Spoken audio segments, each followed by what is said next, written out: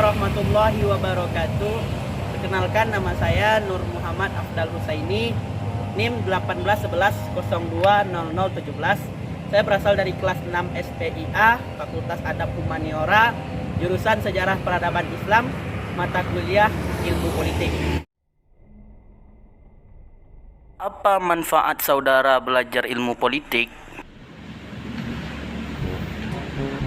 Manfaat saya mempelajari ilmu politik itu yang pasti, yang pertama ialah sebagai untuk memenuhi mata kuliah ilmu politik itu sendiri. Karena saya mengambil mata kuliah ilmu politik, tentu saya harus memenuhi SKS-nya. Jadi yang pertama itu manfaat saya untuk memenuhi ilmu politik ini yaitu untuk memenuhi mata kuliah tersebut. Kemudian manfaat yang keduanya, tentu selama saya belajar dan kuliah pada mata kuliah ilmu politik ini, tentu banyak sedikitnya saya pasti mendapat ilmu pengetahuan di sana, ilmu apa-apa saja definisi-definisi politik tersebut, bagaimana cara ilmu politik ini dapat berpengaruh terhadap lingkungan masyarakat, atau bagaimana cara partai politik, apa itu partai politik, bagaimana cara kita berdemokrasi dengan partai politik. Itu salah satu bentuk ilmu pengetahuan yang saya dapatkan selama saya belajar mata kuliah ilmu politik ini.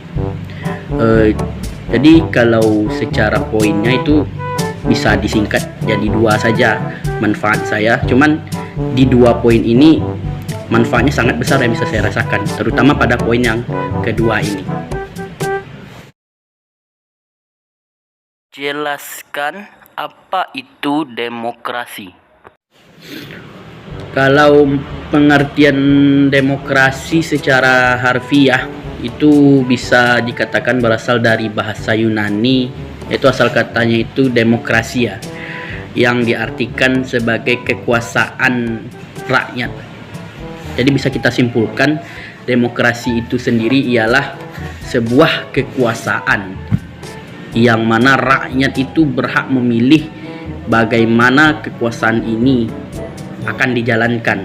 Jadi kekuasaan tersebut dipilih oleh rakyat, dijalankan oleh rakyat melalui perwakilan rakyat, kemudian tujuannya untuk rakyat sendiri. Jadi pengertian demokrasi itu ialah pemerintahan yang mana segala sesuatunya itu, kekuasaan terbesarnya itu berasal dari rakyat. Kalau seperti contohnya bisa kita lihat di negara Indonesia, negara kita sendiri, yang mana mereka memegang paham demokrasi ketika akan memilih ketua DPR atau wakil presiden dan presiden itu sendiri, maka kan diadakannya pemilihan umum. Jadi yang memilih itu rakyat, siapa yang berhak untuk menjadi presiden, nanti suara tertingginya itu yang akan naik sebagai presiden. Begitu juga dengan wakil rakyat, yang memilih wakil rakyat ini tentunya rakyat sendiri. Kenapa? Karena kita menganut pengaruh demokrasi, yang mana kekuasaan itu sepenuhnya dipegang oleh rakyat. Jadi karena di Indonesia ini warga negaranya sangat banyak, tentunya tidak mungkin semua orang itu ikut berdemokrasi menjalankan pemerintahan. Maka oleh karena itu dibentuklah sebuah perwakilan. Perwakilan ini mengemban amanah dari rakyat. Nah, itulah yang disebut dengan wakil rakyat. Cuman saya tidak tahu pasti juga ya, apakah amanah yang diberikan oleh rakyat ini sepenuhnya dijalankan oleh wakil-wakil rakyat yang ada di gedung DPR sekarang itu, wallahu a'lam. Yang jelas secara umumnya itu demokrasi itu menggambarkan sebuah tatanan pemerintahan yang dijalankan oleh rakyat atau bisa juga diwakilkan oleh beberapa orang yang diamanahkan oleh rakyat. Begitu. Jelaskan apa itu partai politik. Pengertian partai politik itu kan merupakan sebuah organisasi di dunia politik, yang mana mereka membawa ideologi-ideologi tertentu ke dalam pengaruh atau lingkungan pemerintahan. Contohnya partai politik yang berbau keagamaan, partai PKS, Kesejahteraan Sosial, atau P3, Partai Persatuan Pembangunan. Itu mereka membawa ideologi-ideologi keagamaan, seperti contohnya partai yang membawa ideologi-ideologi tentang yang bersifat umum seperti PSI, Partai Solidaritas Indonesia. Itu kan mereka semua mengemban ideologi-ideologi yang berbeda ke dalam ranah pemerintahan.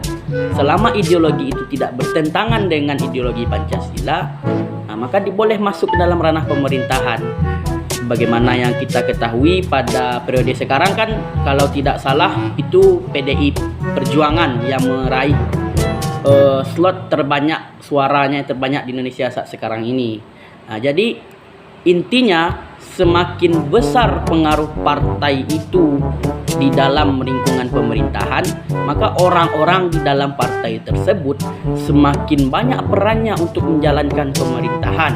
Contohnya Ibu Puan Maharani, beliau seorang wakil ketua DPR sekarang kalau tidak salah. Beliau berasal dari fraksi partai PDIP. Kenapa beliau bisa naik sebagai ketua? Karena partainya mendapat suara terbanyak kemarin waktu pemilihan umum beberapa tahun yang silam. Jadi intinya, saya pernah mendengar perkataan dari Soekarno, kalau rakyat Indonesia ini, umat Islam di Indonesia ini ingin membesarkan pengaruhnya di Indonesia, maka terjunlah ke dunia politik.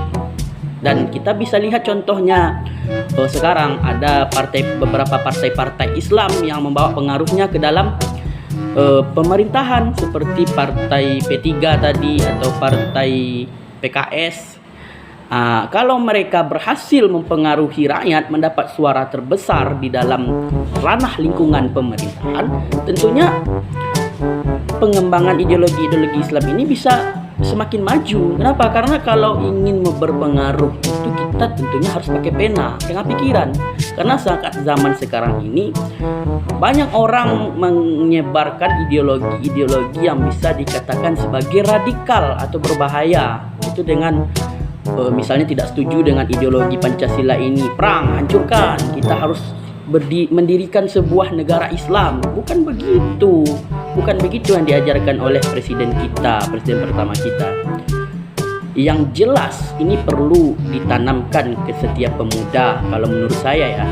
Kalau kita ingin berdakwah, menyebarkan ajaran Islam, syiar Islam, itu kita tidak harus berkuar-kuar secara radikalisme, seolah-olah kita ingin memecah belahkan umat. Tidak.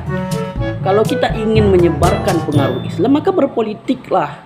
Kita tidak bisa melepas sejarah dari bagaimana Wali Songo menyebarkan Islam di tanah Jawa. Beliau tidak langsung datang menyebarkan Islam perang, tidak ada. Mereka berusaha menanamkan pengaruhnya.